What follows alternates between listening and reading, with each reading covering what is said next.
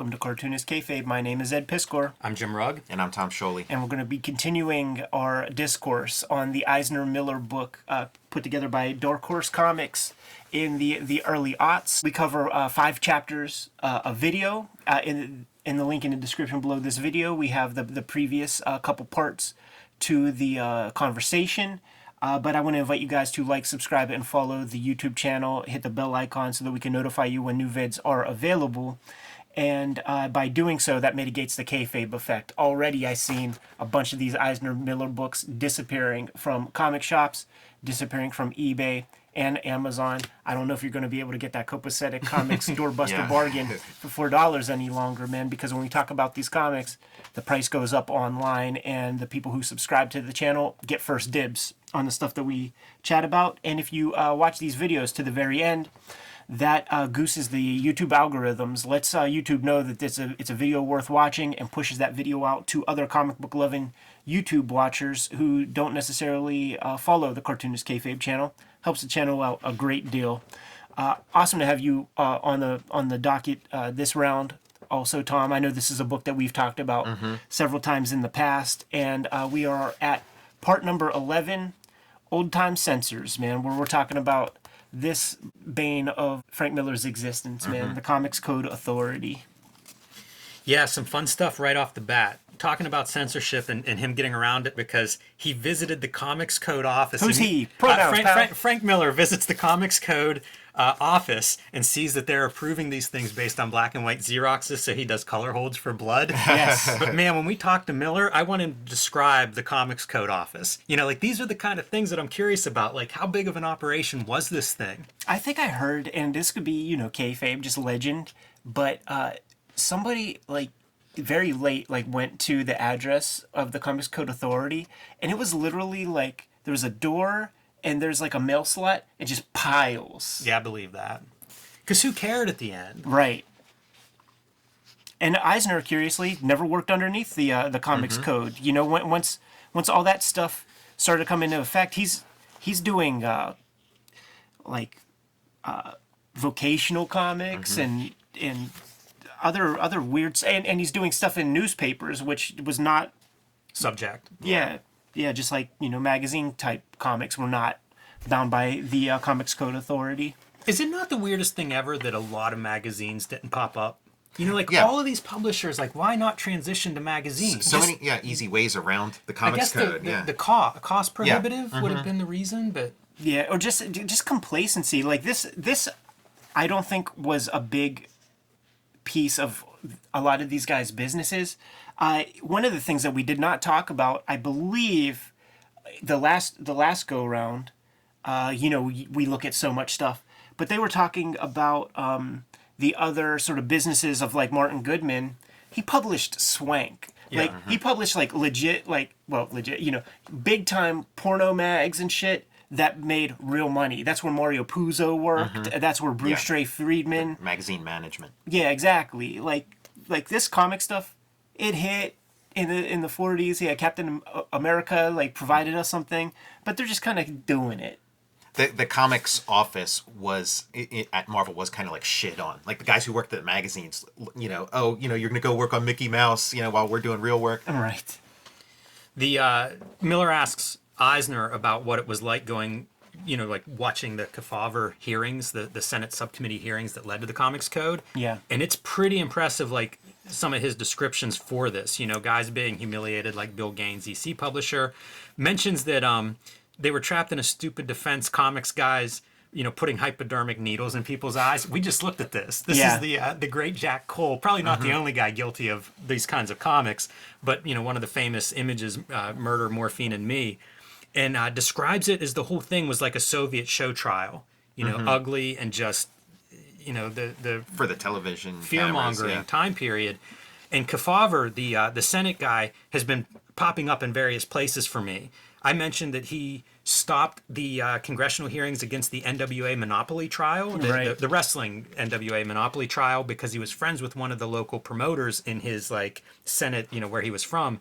The other thing he did was announce the existence of organized crime or the mafia, despite J. Edgar Hoover and the FBI officially saying it There's did no not such exist. thing, yeah. Kayfabe's the guy that came out publicly and said it does exist and made them admit it. That's a pretty powerful move. Not too many people stood up to J. Edgar Hoover. Right, that's true. Yeah, you get put on his list, and now he's looking at you deeply with Standing his up crew. to J. Edgar Hoover and the mob in one fell stroke. you Right. know? Yeah, right. Talk about targets on your back and front and everywhere else. Eisner was on the Mike Wallace show. Like there's Mike Wallace videos, man, with like Rod Serling before, like promoting Twilight Zone. I wonder if the Will Eisner one is there on YouTube. I'd like to see that. Miller asserts that the code was sentence by sentence aimed at shutting down Bill Gaines. And Eisner kind of poo-poos that idea, but I kind of grew up with that impression. And I don't know if it's from other Miller interviews or where I got that idea, but that was always kind of my impression, was this company that's selling better than everybody, what can we do about it? And it was a pretty convenient excuse. We went through it point by point. There is a video about it. Miller goes through it point by point, and okay, so suspense stories isn't one of the words that can't be used, but certainly crime, Right. and terror and horror, like all of these things are on their books. No vampirism, well, there's that. No wolfmen, well, there's that. Like, I mean, clearly, it's putting a lot of these publishers out of business, and it just so happens that EC is the biggest of those dogs. Eisner adds Charles Bureau to the list, who was doing Yeah. Crime Does Not Pay. He kind of innovated that. Yeah, format. that was another one of those big selling books. And, Miller says that's the best line at the time, the EC Comics. Eisner's a little less willing to say that. But you know what I take from that? EC famously paid the most. Yeah. So if you're the other publishers and you've got a bunch of artists going, hey, what about, I'd like a little bit more money on my page rate, of course they hate EC. Right. It's a terrible competition. They're outselling you and they're paying artists more, and now artists want us to pay them more. Right. None of this is good for business. Yeah, and I think by and large, now Miller's on the record about his love of like Johnny Craig and stuff, but it feels like he's speaking from like an art perspective in a lot of ways, the craft of drawing more than the avalanche of text that is Al Feldstein's EC Comics scripts. I do think it's worth putting out there, though, the fact that they're paying more. Right. That's a thing that is it's a big part of this business, and it took a couple of steps back whenever the Comics Code happened. Miller gets into this idea about the medium being outlaw. Yeah. Yeah, I mean it's trash, and that's got an appeal to it. Disposable, cheap. It was all those things.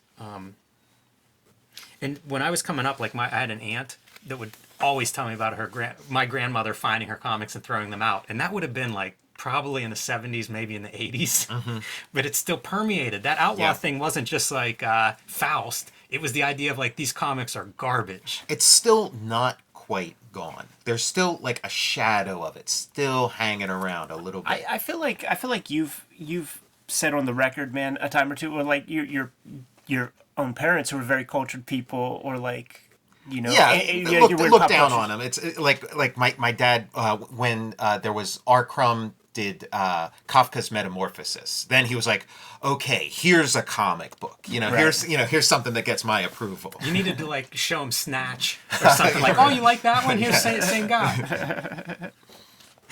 Bring him back around. Right, exactly, a reality check. Eisner says it's an interesting point, and it made me think, about this idea of like, what exactly is Miller saying with this idea of outlaw quality of comics?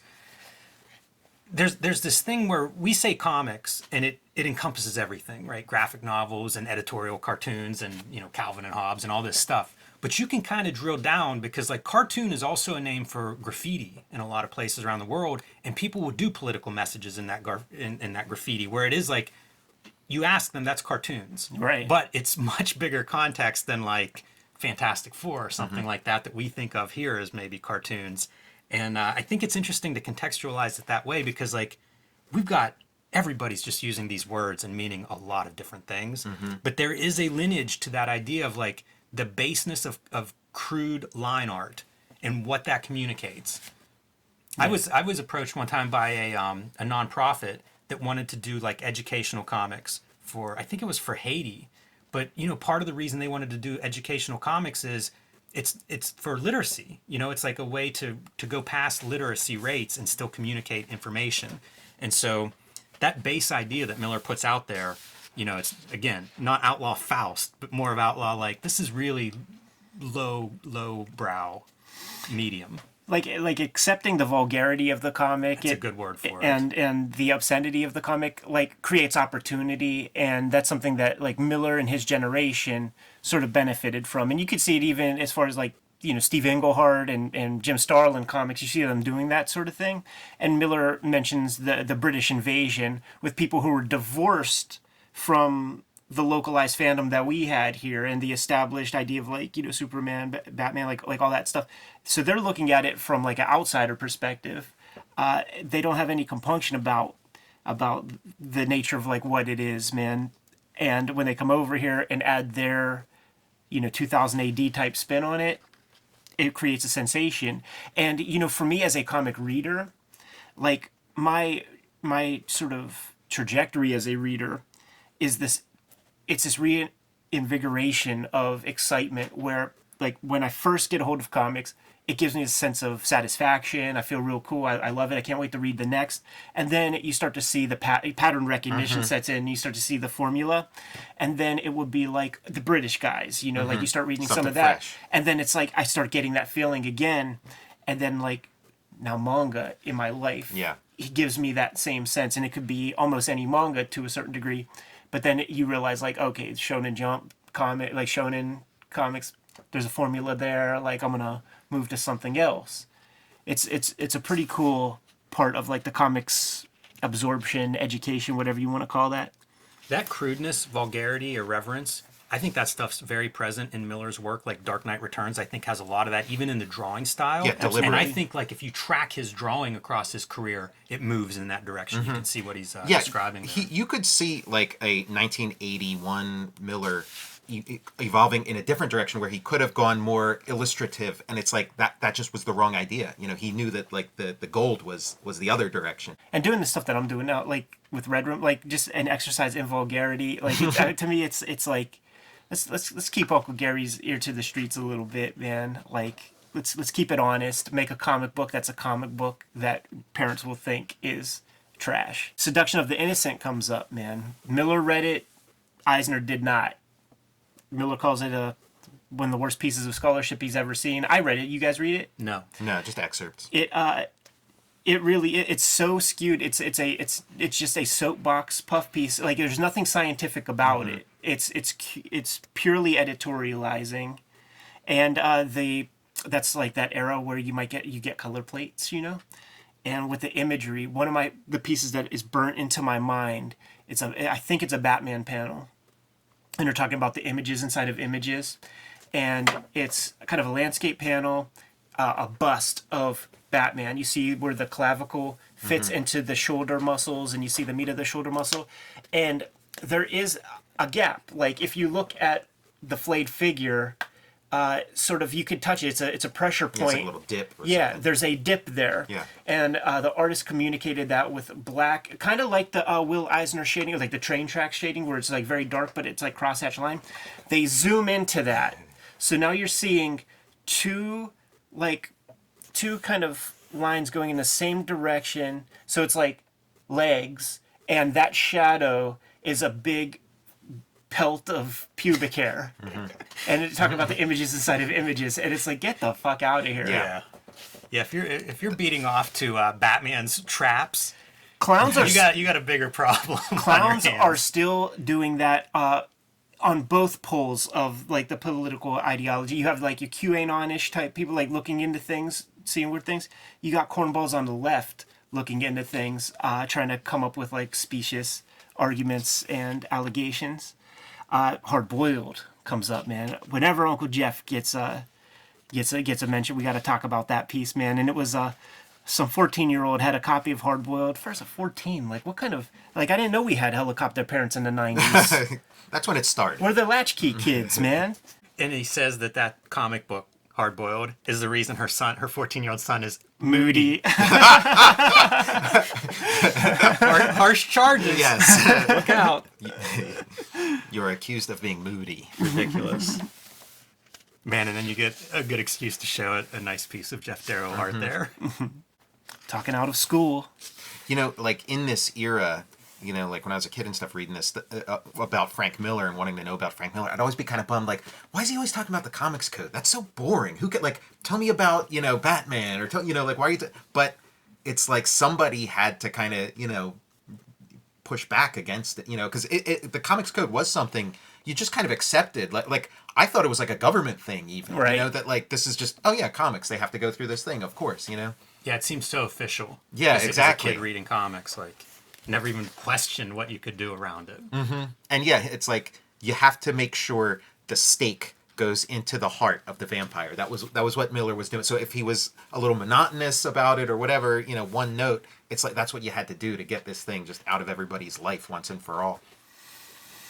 Stan Lee comes up a lot in conversation in our talking out of school thing, and Eisner definitely has his opinions on Stan Lee. Said that he had a perfect connection with his audience. Man, this is circus comics, and he's a carnival worker. Yeah, Eisner seems to accept the idea, like that Stan was the center, like that he was the major force, not Kirby. Like, he doesn't seem to, even though he sat down with Kirby and had conversations with Kirby, he believes the other narrative.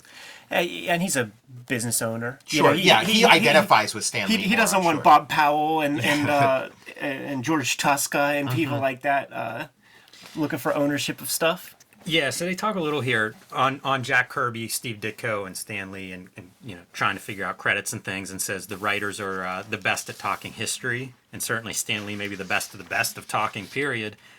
But what comes out on this page at the bottom? Ditko has a son? That's bullshit. That was apocryphal. That's his I, nephew. All right. And everybody assumed that was his son. If you just, there's Ditko and a kid. Shout some more Ditko, man. Yeah.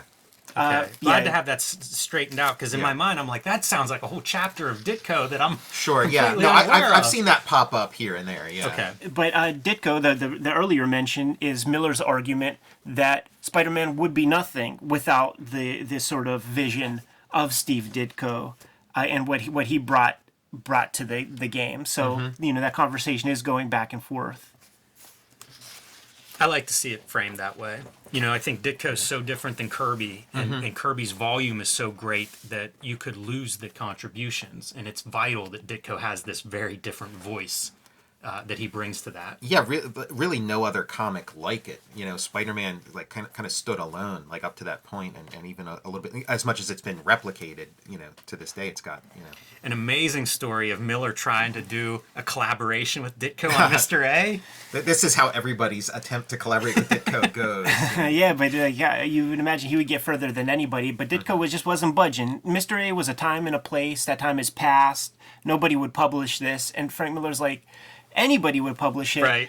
But he takes the magnanimous route by saying, like, you're Steve Ditko, when really it's like the tandem is easily sellable. Oh, yeah. Easily sellable, no doubt. Even if it was like drawn by like that crazy, that Steve Ditko style with his lettering and all the volumes of text. But the thing that Miller wanted to do was to take the nuts and bolts of like what Mr. A is and take some of the soapbox away from the shit. But his thing was like this black and white character in a colorized world, but not only that, like computer colored, where you could have this like disparity, unlike what would have been possible in comics past. Yeah, it's such a polished pitch. Like, as if Ditko and Miller isn't enough to sell this book to any publisher, that idea of the black and white character in a color world, like, that's all you need. Like how badly do you need the Mr. A part, though? I mean, he's a guy with a fedora. Like, you could make call Mr. B, and like nobody would complain.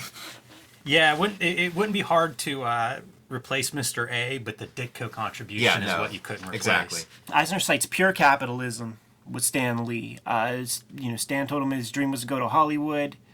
To be involved with movies, and in several conversations, just very frankly, Stan Lee is saying, like, I want to make a lot of money. I want to be rich. My goal is to be rich. From the point of view of somebody who went through the Depression, I could see how you could place some value on that, man. To have abundance, I could see how that's important. I think it's one of the things that makes Stan Lee such an interesting character. Like, he's in that nexus. It's easy to criticize him as company man and the lines that he would put out there in terms of creator rights, but also, like, he's also a person that lived through whatever stuff he went through, which would have been a lot of managing a comic book company when comics were just kind of hated, and dealing with a bunch of artists. Like, all of it seems like he was probably getting shit from both directions, from above and from the artists that were coming and going. Well, he got 10,000 hours of managing a comics like group, okay, here's some stuff for you to do. Oh, you need some work. Okay, here's something for you. Like, that's a totally separate skill. We read his deposition, and he was talking about the mechanics of just like pages going out here, shipping these, getting this back lettered, shipping that to the inker, and it is really like, I can see why you'd want to go do anything else besides that. That seemed nightmarish, and I can't imagine he had much of a staff through many of those 10,000 hours. Saul Brodsky did a lot, like he's like an unsung hero. Modern day guy at this point who has that connection with the readers is Todd McFarlane, called out and name checked. Eisner concurs, man. Yeah, he's writing to his own people, and then this is the classic Frank Miller piece right here. Cartoonist Kayfabe is brought to you by the comic books that Ed Piskor and I make. Available now in your local comic shops or online wherever you buy comics and books is Red Room, Murder on the Dark Web for Fun and Profit. Season 1, Antisocial Network, available as a collected trade paperback. Season 2, Trigger Warnings. Issue 1 is now out. Issue 2 coming soon, if not already out whenever you see this video. Banned in 26 countries, banned in 7 comic shops, but they can still order them for you, so be sure and ask for it by name. And the rest of Ed's bibliography available still in print. WYSIWYG, Portrait of a Serial Hacker. X-Men Grand Design, 3 oversized Treasury volumes of that. And Hip Hop Family Tree, 4 oversized Treasury volumes of that, as well as 2 box sets. And coming to comic shops in March and April, Hulk Grand Design, a reimagining of the 60-year history of the Incredible Hulk, over 500 comic books, over 10,000 pages condensed into 2 oversized issues, telling the complete story of the Incredible Hulk, and available in several beautiful eye-catching covers. Marcos Martin, Peach Momoko, and Cartoonist Kayfabe's own Ed Piskor. And coming in April, Hulk Grand Design Madness, covers by me, Ed McGuinness, and Jeff Darrow. Also available in comic shops and booksellers, Street Angel, Deadliest Girl Alive from Image Comics, a homeless ninja on a skateboard, and The Plain Janes with writer Cecil Castellucci, possibly the first young adult graphic novel here in America. And now back to our regular scheduled programming. That quote, now he says, this is the quote, "There's a moment when you're 14 years old and you take your penknife out and you carve a swastika on your desk at school. Todd McFarlane owns that mind." I mean, Miller, it sounds like he's painting a self-portrait there. Right. Yeah. And Will Eisner's wife is chilling. And she's like, God, what a description. The Eisners both laugh. She goes, but I could see that. I understand what you mean. She may not know Todd McFarlane from Hell or High Water, but she knows that brand of youth and what that brand of youth is trying to fuck with. And Eisner defends his pal, man. Frank is never wishy-washy about his descriptions. Gets Ann into the conversation a little bit more now that she chimed in. Yeah, she kind of woke up. She's like, what the fuck's going on in that room? And then he says that Ann complains whenever Will Eisner gets together with Stan. And she's like, oh, they compete. They're like comedians. Yeah, Stan values the quip, and if you watch interviews with Stan, he'll stop everything and be like, "That was a good line," when somebody has a good comeback or something. Like Jerry Lawler or somebody in wrestling. You got to read your joke books, man. And it's great. Miller has some advice for the next time they're getting into this. He says, "This is what I do with writer Neil Gaiman." Who's his version of Stan Eisner? Yeah, yeah. He says, "Well, what do you draw?" Yeah, just knock him off the foundation a little bit. This is a good piece, man, because we get catty with Miss Ann Eisner, and she's like, "Remember when we had breakfast with Stan and his wife? She's his intellectual equal, or something like that." That's Will. Oh, is it? Mm-hmm. She seemed at the same intellectual level as he, and I don't know. That feels a little passive aggressive potentially.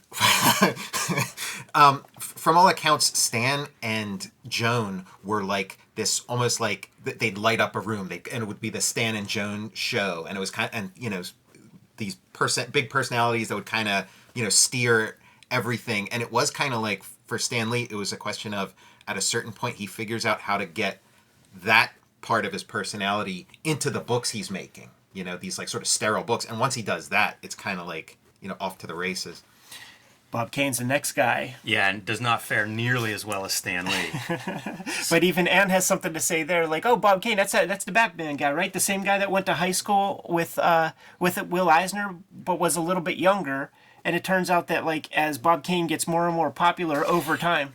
No, in high school, Kane was a little bit older than Eisner. Oh, perfect. Yeah, Kane was a little older than Stan Lee. Went to the same high school, if I'm not mistaken. Finish that, Yeah, because yeah. this gets good. So as Bob Kane gets more and more popular, and he's giving interviews and he's kayfabing his story up a little bit, there were some years getting shaved off of his age, and Anne goes up to Eisner and is like, hey, guess what? You're getting younger. Bob Kane did another interview. That's so funny. That's so funny. But man, some awful stories about, like they talk about Bill Finger, of course, being uncredited for a lot of that Batman work, and creating the Finger Award, right? For Yeah, you get the finger. Yeah, Jerry Robinson had that idea, like lit up the room at the Eisner Awards, man, by saying, like, you get the finger, and then proceeded to pop that middle finger up. Miller mentions the Archie Goodwin story wrote as a parody of Bob Kane's career. And I do wonder if that is that story, the success story, that's in Comics by Les Daniels, drawn by Al Williamson. Fantastic. And it's this Alex Raymond draftsman, who just hires a bunch of ghosts. And I think he kills them all or so. I mean, they all have to die. It's like an EC style story, and it's like, oh, where's the script? So he's waiting for the guy with the, and so then the guy writes the script, and then he's like, okay, I just finished the script. Here you Right. go. And yeah, the three guys all come to his, when they figure out what's going on, they come to his studio to kill him, and they got like their T-squares and stuff, and then he kills them to keep them quiet, and then they're like their undead corpses come after him. I've never read that story, and I want to real bad. Oh, it's great. Yeah. I bet you've seen imagery from it, because it's probably the most popular. I'm trying to think of the name of the artist in it, because he had like a funny name too. You know what? Just hold tight. Just real grab quick. it. Yeah. Yeah. So of course in the Kayfabe studio, we got it all, man. So Yeah. What was his name? The success story. yeah. Man, Al Williamson's the greatest. Oh, he's so good. Jeez. His name's Baldo. Baldo Smudge. That's it. Baldo Smudge. Great name. Yeah. So is that Bob Kane's hairpiece? Like I never. But I mean, he's got the cigarette holder like Bob Kane would Right. use. You know. I mean, reading this, I assumed that this is exactly the story they're referring to. See, there's this thing Chester Gould did strips in Dick Tracy that was making fun of the assembly line ghost workers and stuff. But there it is. Yep, and then little heavy metal album cover image at the end. So good.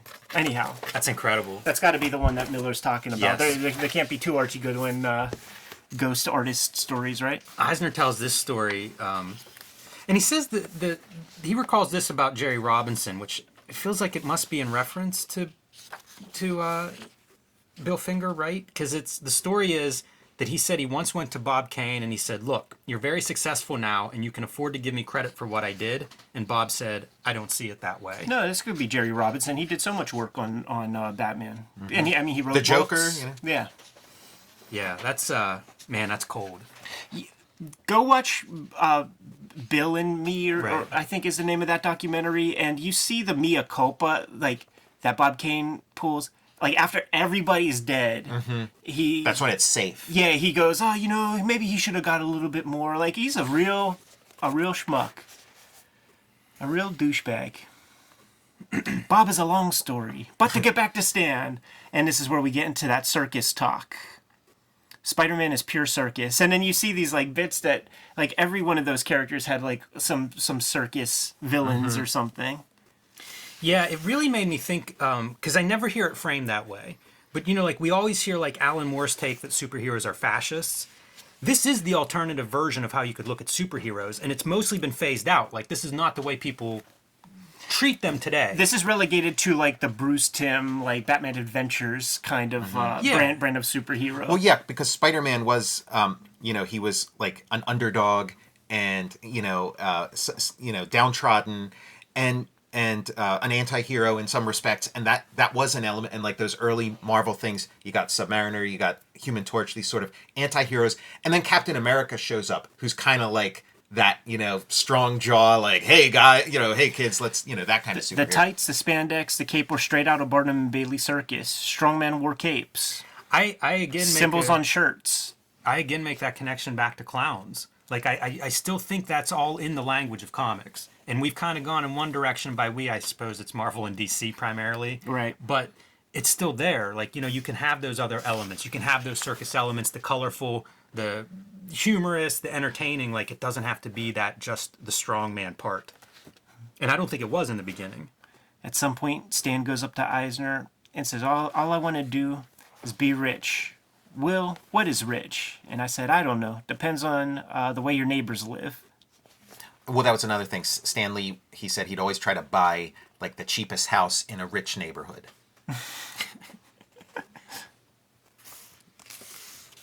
They crap on those Just Imagine Stan Lee creating the DC Universe comics, which would have been about this time, I think. We did a video about the only one that I have, which is the Joe Kubert Batman comic that has Stan Lee's name on it. Has some stink of some Ghost Riders on there. I don't know. Something tells me Stan isn't coming out of his castle to write that stuff. Well, he created a character for himself that's, like, very easy to copy. So you, like, I've heard accounts of people working with Stan Lee where it's like, just write it in Stan's style. He'll change whatever he needs to change. And then the thing comes out and it's exactly what they submitted. Yeah. Like I've had that experience firsthand with pull quotes from Stan Lee, where you just send him what it is, and gets his thumbs up or thumbs down. And again, I say this, like, he's successful. You know what I mean? Like, we're sitting here sort of like criticizing Stan Lee, and he has plenty to be criticized for, but also, like, did a lot. Like a huge titan of comics history. And Eisner, they recognize that, Yeah. Like, I don't want to lean too much on the one side because they do talk that part up too. Well, Stan Lee had, like, a Goofus and Gallant thing of, like, whatever complaints you had about him, DC was 100 times worse. The guy's over there. So, we're going to get there too. He's a prince. Yes. But Eisner says, he hasn't evolved. Like, Stan Lee's always been Stan Lee as long as he's known him. The ultimate showman. Miller says, when Eisner says he's the ultimate showman, Miller says we could use that right now, somebody who has that kind of charisma. Welcome to the Cartoonist Kayfabe channel, boys and girls. Or the Marvel movies. Like, those movies are essentially the charismatic mouthpiece for what's left of the Marvel DC style comic books. I still stand behind the Cartoonist Kayfabe channel as being the most charismatic forces in comics today. Yeah, where are our billions? Stan Lee started out, like, those, like, bullpen like the sort of editorial voice in those early Marvel comics it was anonymous. Like, he wouldn't say, like, hey, this is your buddy Stan Lee. It was just like, hey, this is us. This is Marvel. And then it slowly crept into from being just this, like, anonymous, like, voice of Marvel to being, hey, it's your buddy Stan Lee. Yeah, totally. It ends with Eisner having a conversation with Stan. What would you change? With, I think, maybe Martin Goodman or somebody from The Office. Dude, Stan brings him in to interview with the guy from The Office about taking over Stan's job at Marvel Comics. This is an amazing anecdote. I'd never heard this before. Yeah, so, like, first question, like, what would you do differently? Eisner says he'd create a royalty system. Get the fuck out of my office. Dude's eyes glazed over, and dude went to Stan and was like, who is this guy? Where'd you find this fool? It's so, I mean, look, that's where the industry went. Eisner was right, but instead we're going to dip for a couple of decades before they figure it out. Yeah, and it's going to play itself out in real life, and then, Eisner will take the credit for suggesting it. I read The Dreamer as well, by the way. Yeah. Awards, man. Should we have been so vulgar, to use the word we've used a lot on this episode? Should we be so vulgar as to have our Eisner Awards sitting right here while we chat about this piece, Jimmy? We should do that. Make a necklace out of it. Future note. I don't have too much to say from this. This is about the Eisner Awards and the idea that how the awards help comics reach a wider audience or gain acceptability. And Will Eisner has won Eisner Awards. Yes. I will say that Eisner Awards look cooler than this now, though. I like that little globe. And this is another one of those things where, like, I don't hold the Eisner Awards particularly high, but comics have certainly done what Eisner describes them doing, gaining that kind of respectability and reaching wider audiences, whether those are libraries, schools, all age readers, whatever the case may be. So, having legitimate awards probably does contribute to that. It's the thumbnail, it's the cliff notes, for somebody from the outside that's looking to maybe order books for their library. The Eisner Award that Frank Miller was holding there looked like the Gene Day Award. It did, yeah, like something you could just like get from anywhere.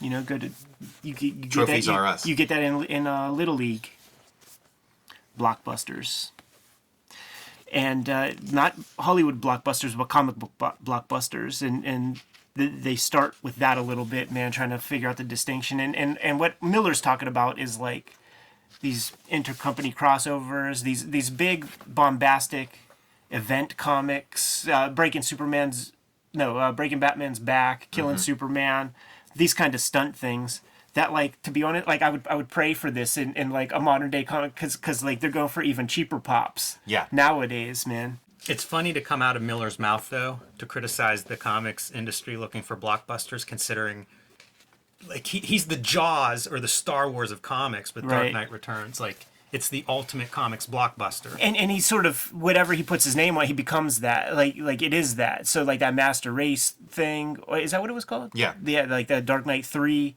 that Superman Year One. It doesn't read like a Frank Miller comic. Like, you can't convince me in any way, shape, or form that he had a very heavy hand in a lot of that stuff. The Master Race thing had many comics Yeah. that do have his authorial stamp on them. Totally. Like, those are the joints. But you get his name big in a thing, you're going to sell some. Miller criticizes DC as being problematic because they don't like noise. There's always been tension in his relationship with them because he wants noise every time out. Yeah. Weird, like, these are kind of strange ideas to me for 2003. This kind of talk makes so much sense now to me. I'm surprised to hear it back then. Eisner mentions Abrams as a small publisher with high quality. And they're talking about the direct market and how it's just like peddling to the same people who have always been there, will always be there. He calls it the bottle city of Candor. like just kind of divorcing yourself from the other 6.8 billion people on the planet. But to be honest, I like the sort of gutter nature of direct market comics and stuff like that. And honestly, I swear that like that direct market store that Simpson's comic book guy makes fun of, I don't know how many of those stores are left. Right. Yeah, because I think they go out of business at this Yeah. point. Like, you kind of got to be smart and run a good shop and both know your audience and also be able to meet that audience at the door. And in my experience, like, that shift has happened over the last 20 years quite a bit. That comic book guy was created before the comic book crash of the 90s. Yeah. Well, yeah, I mean, I've run into that guy too quite a bit too, but a lot less often now than, in my early days of reading. It's funny, it's almost like Miller drags Eisner out into the deep end of the pool here to talk about the direct market, because I feel like that's way outside of What where does he Eisner know operates. about the direct market? Yeah. Yeah, it is funny. Like, it is interesting the operation that Eisner has put together, because on previous chapters, he's coordinating with several foreign, like, he's got deals all over the world whenever he has a new book out, man. That's multiple income streams. You get a good publisher at France or something. It's you double your money that you make in America with a Dargo or a good publisher out there when your comic finds a good footing. Talks about how protective, like a DC Comics is with their property Batman. Goes back to Donenfeld. Yeah, Harry Donenfeld, Eisner talks about, and as you say, definitely a darker picture than Stan Lee. Yeah, and basically, he's one of those guys that, like, he doesn't zip his lip about, like, I own this. I own Superman, therefore I created Superman. Right. I could replace any editors. I could replace any artist. I could replace any writer. This is my stuff, and it's a well-oiled machine. Miller gets into the how this is a disgraced field, and I think that hangs over this whole interview, or his point of view, I should say. And I think if you're of a certain age, you have that. I know friends who are older than me that have that, where it's like it's always going to be that, I don't know, redheaded stepchild of like film and literature.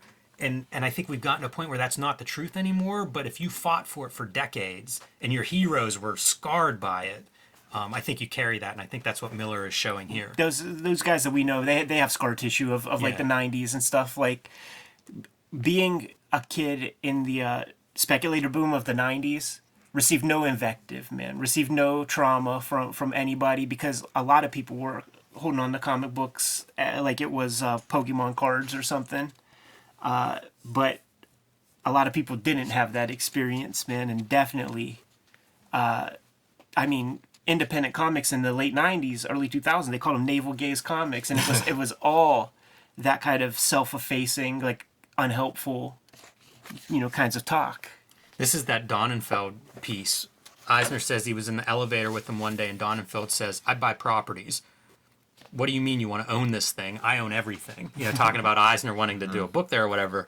And he said, "Look, I hire editors, and if the book doesn't sell, I fire the editors and get somebody else. I can replace anybody I want in my shop." So there's your boss telling the talent. That's the pitch to the talent. Looking at Eisner as talent, and Eisner is a boss. Yeah. Well, now we're publishers. They went down to the little accountant there on the corner, got their LLC formed. Now what do? Well, we need content. That's how it goes. Miller says that the big mistake they made was putting our names on the books. Yeah, that's one of his classic pithy comments. Now I'm no longer a Spider-Man fan. I'm a Steve Ditko fan. Yeah, he's got a whole spiel about that stuff. Heard it a million times. I still think that's a minority point of view. Yeah, especially in the direct market. Yeah. It's not a minority point of view to the people putting pencil to paper making comics. Basically, everybody else is like... Well, I'm that way too. All I did was collect artists, but I don't think that's the majority of comic book collectors. That's what I'm saying. Yeah. And you make comics. Right, okay, right, exactly. Yeah, you're part of that community. The Spider-Man, the transition that Spider-Man makes from Ditko to post-Ditko is so seamless. Like not creatively, but like people just were like, "Oh, here's the new issue of Spider-Man." Like it didn't seem like there was any kind of big controversy of like, "Oh, I don't like Spider-Man anymore," And there is with like the artists. Like you talked to Jeff Darrow, he was like, "Oh, yeah, I wasn't quite feeling the John Romita stuff or whatever." But it's the same argument when we show that Judge Dredd comic, and we see the color holds over top the black ink, and there are people who see that black area as black, not as like a dark orange brown that like is melded together nicely with the color. Mm-hmm. They just see black, like, and they're like, "What are you guys talking about? It's black and there's color." Like, it just... Yeah, it was Peter Parker last issue. It's Peter Parker this issue. What's the big deal? Right.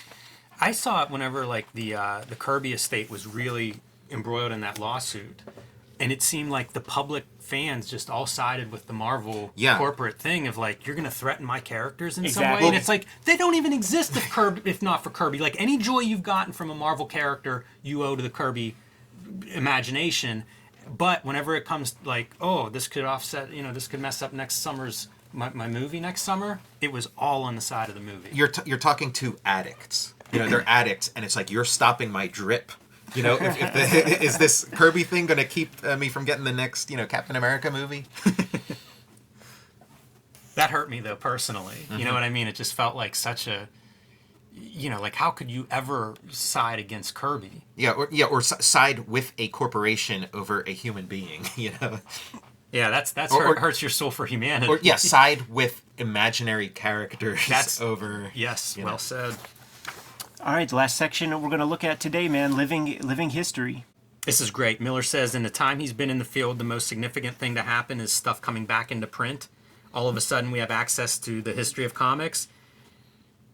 Even more true today. Absolutely. Mm-hmm. It's the greatest. It's why I always say it's a golden age for the comic book fan, because we've got everything at our fingertips. Yeah, absolutely.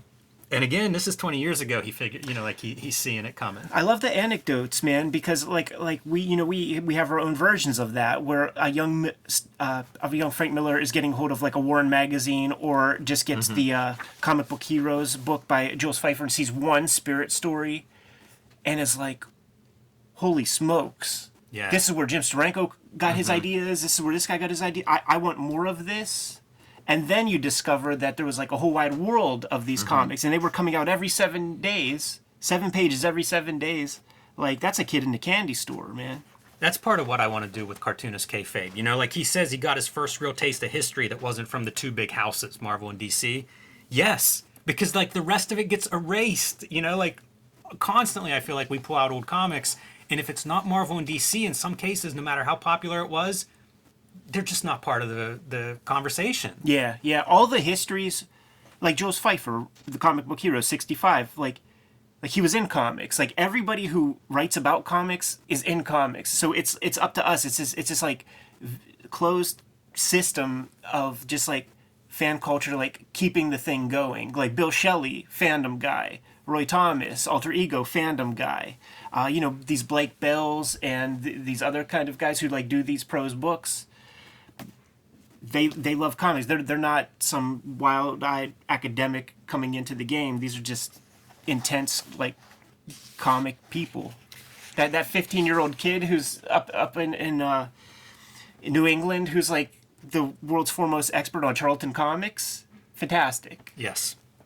Yeah, we need those treasures. And speaking of everybody that's in, you know, doing comics history, coming from comics, going through the Hulk letter columns for the book, I've got Gary Groth, Kim Thompson, and Eric Reynolds, the Comics Journal and Fantagraphics, you know, the minds behind Comics Journal and Fantagraphics. Is that how they met? Because I know they would post like the person's address in the early days. Isn't there a Dean Mullaney in there too? Oh yeah, Dean Mullaney. There's a page, 2 letters, Dean Mullaney and Kim Thompson. On the same letters page. That's it. That's the whole thing. A column of text each. It's amazing. Boy, they don't make letters columns like that anymore. No. But I do think it is still like all makers like writing letters anyhow. Everybody makes, it seems. In this era, that was the argument a lot of people were putting, was that there's no readers anymore. There is nobody reading comics. It's just people reading them as how-to books of how to make comics yourselves. And they say that today. Yeah. You know, like it's poetry now. You know. There's some cool stuff here too. Miller talks about, he thinks there's a dramatic generational shift happening, and that there are people coming in who don't carry that baggage. Yeah. Us. You know? Oh, definitely not us. Well, I was going to say that's around when we started. But it is, I mean, I agree with that totally, that there are these people that have come in. You know, like everybody I know, my age and older, we sort of have the same story. You know, you found Marvel and DC, maybe Archie comics, but that was it. That was what you had access to. If you're 25 making comics, you may have never read a Spider-Man comic. And good. Like, bring in new stuff. And you can read a lot of comics without ever having to hit a Spider-Man. Yeah, you can be a hardcore comics fan and never read a Marvel comic. Yeah, absolutely, man. And this is where the conversation could dovetail a little bit into SPX and the energy coming from there. What's fun is, like, both of them kind of clown the artwork a lot in the SPX crowd, but there's a point of view from these comics, plus just the sheer joy of people making comics for comics' sake that is something that they appreciate. It feels like a pat on the head. You know? Oh, totally. Nice job, boys. You know.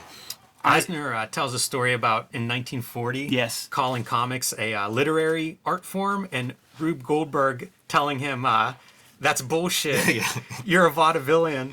Don't forget, this is vaudeville. Yeah, I mean, that's kind of a good lesson to apply to like all entertainment. You know, you could say that to a movie, like the most prestigious movie director. You could tell him the same thing. You know.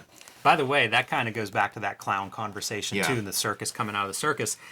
He also adds Milt Caniff. You know, he interviews Milt Caniff in Shop Talk, another book of interviews. We should do that interview soon. Yeah, we should, definitely. And he tells him, Mort, you're a great writer. I admire your work. And Caniff says, oh, I sell papers. Yes, there's a lot of that, man. These interviews, if you get your hands on the Will Eisner Portrait of a Sequential Artist Blu-ray, one of the great added pieces is the recorded audio tape converted to MP3 conversations with Will Eisner, with Jack Kirby, Harvey Kurtzman, Milt Caniff, Neil Adams, Gil Kane, all the way up to Phil Seuling, Gil Fox. Like, this is an incredible treasure and a great piece of company while you're sitting there making your comics at home. Hearing Jack Kirby speak from... So good to have actual footage, you know, to hear these guys is a treasure. And speaking of Jack Kirby, he would talk that way, too, of like, it's my job to sell books. Oh, you know? Dan Clowes has interviews where he's like, I need to sell more magazines. You know? Well, I think you can draw a line to like Chris Ware. We talk about self-effacing, but for Milt Caniff to be like, I sell newspapers, you know, like there's a real humility in that answer. And I feel like you can trace that line to some of the alternative cartoonist characters that we know. But I love this top first sentence is, Miller says, you know, entertainer is fine in my book. What I won't take is factory hand. This is, let's put it through the kayfabe wrestling translator. I think of Vince McMahon saying, not wrestler, sports entertainer, and not a hand. You don't want to be the hand. You know, this is the carpenter. This is the guy who's really good in the ring, but isn't selling the tickets. Right. You know, and this is a mentality to put on yourself. It comes down to vision. There are plenty of people. You go to your Comic-Con, and there are like those like little sections set up with the easel, and you have your artist who has a bandolier of whiteout pens and microns, and they are so stoked to go up there and just draw and show off. Yeah. That's your hand. You know, like that's your person that like will draw whatever you tell them. Give them the script. They're happy to execute. And this continues a conversation where they both are just like, you know, we're not in a position, like we're not those guys. Like Eisner never was. Yeah. But they're talking about being like the monthly dude on the monthly grind, and they're talking about, you know, like Miller. I gave up on page rates a long time ago, and just sort of, you know, through conversation, through interviews and stuff, like the Dark Horse deal that he got, it wasn't like there were competing offers coming and he was getting some like wild thing. Like Sin City had to sell for him to make real loot on that, and it was, you know, back end percentages and shit. And Eisner's just breaking down like, yeah, you like the average money that, you know, a assembly line guy could make, like drawing comics. If you get a page done a day, maybe you get $800 a week, 35,000 a year, 45,000 a year. I mean, maybe that's something in 2002. I'd aspire for more. There's a field of flowers blooming in response to what Eisner saw at the Small Press Expo convention. Names get brought up: Art Spiegelman, Scott McCloud, Chris Wares, guys who are advancing the form. I met Eisner at SPX around this time. You're a blooming flower, Yes, dude. I was a blooming flower. Yeah, I can remember seeing him and Miller walking around SPX. That's Just before my time. packed with books. I gave Will Eisner a copy of the Myth of Oedipus #1, and he's like, "Oh, you must really like Jack Kirby." And then it was like Piranha. Everybody was, take my book. Like everybody was like offering their book too. that Will Eisner, if he were alive today, he could get like $400 for that comic. I gave. Yeah, man. Your Final Frontier is going for $100 as per the Key Collectors app on your iPhone. Yeah, there's only like 500 copies of that out there. So. Big contrast between Eisner and Miller in these final pages of this chapter, where, you know, Eisner is seeing this optimism and saying he wishes he was 25 or 30 years younger, and Miller's talking about there's a deep-seated sickness, you know, and that sickness is self-contempt.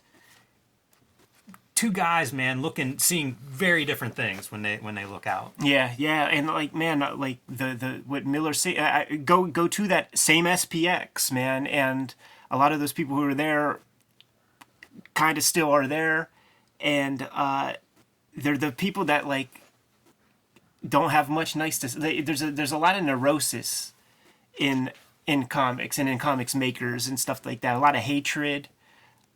Who was it, man? Was it Brubaker who said in an interview, like, there are like two types of creatives. There are the people who see somebody do something, and that provides evidence that is possible, so they move forward. And then there are the people who are like, hey, how does that guy get that opportunity? How does that guy get that chance? Like, I think that's a big part of the self-contempt, because what it becomes is being jealous over nickels and dimes. I think it also speaks to Eisner's been pushing this forever. Like, he never worked under the Comics Code. You know, he never worked for Harry Donenfeld. He's always been finding these outlets where he gets to control the work that he's making. Yeah. And, you know, I think that probably informs his outlook. Sure. Yeah, that's that point of view of just like, hey, I could do it, you could do it. And, like, you know, some people don't have that outward potential, man, to make deals like that. And you speak about, like, comics history and how hard it is to find any non-Marvel DC Comics history. That was Eisner whenever I first started out. Yeah. Because, like, Eisner was known, praised, admired, but it was like, well, what happened after the Spirit? You know, like, he just disappears, even though you hear he's doing these Army comics, which now we've had reprinted and you get to see those. He was still making comics, but they weren't comics I saw or had access to for what felt like decades. I would say that even the Spirit is a later discovery for a person of our generation who was into comics. Yeah, definitely. It's Marvel, it's DC. Like, you have this comics by Les Daniels. I don't think, like, the Spirit might be mentioned, but I don't think we got any kind of spirit stories in here, you know, and he was such an important part of comics. So, you know, this speaks to that Marvel DC tradition in kind of a big way. Super fun. Another five parts of Eisner Miller down. We're halfway finished. You know, there's 30 pieces total, man. And the conversations that I get to have with you fellas, man, while we unpack the conversations of two comics lifers, I think it makes for a very fantastic, engaging videos, man. And the comment section definitely is lively on these as well. You guys good to go? Yes. Kayfabers, like, follow, subscribe to the YouTube channel, hit the bell. We'll notify you when new vids are available. It's out there, Jimmy. Hulk Grand Design Monster #1 is in comic shops everywhere. And this is a retelling of the 60-year history of the Incredible Hulk, both in and out of comics. So pick that up wherever you buy comic books, and join me on patreon.com/JimRugg to see how I make the comics I make, like Hulk Grand Design. Red Room Trigger Warnings, issue #1, out on the stands today. Murder on the Dark Web for Fun and Profit, coming out on a monthly basis. Banned in 26 countries, banned in 7 comic shops, but they will still order it for you if you ask, man. So put the word out, get your comics, put into your pool bags. If you want to read these comics before they hit paper, go to my Patreon, patreon.com/EdPiscor, $3 for the archive there. Have more than 200 pages of comics strips up there as we speak, with new pages showing up every Tuesday. You can get to these links in my link tree in the description below this video. Check out Fantastic Four Grand Design and Jack Kirby, The Epic Life of the King of Comics, which just got an Italian edition. And check out my YouTube channel, Total Recall Show, and my Patreon. Go to patreon.com, search Tom Scholey. Jimmy, what else we have out there? Subscribe to the Cartoonist Kayfabe e-newsletter at the links below this video. You can also find Cartoonist Kayfabe t-shirts and merchandise at the links below this video. Record number of shirts ordered this past week, man, and it's a great way to support the Cartoonist Kayfabe channel. Jimmy, given the marching orders, we'll be on our way. Make more comics.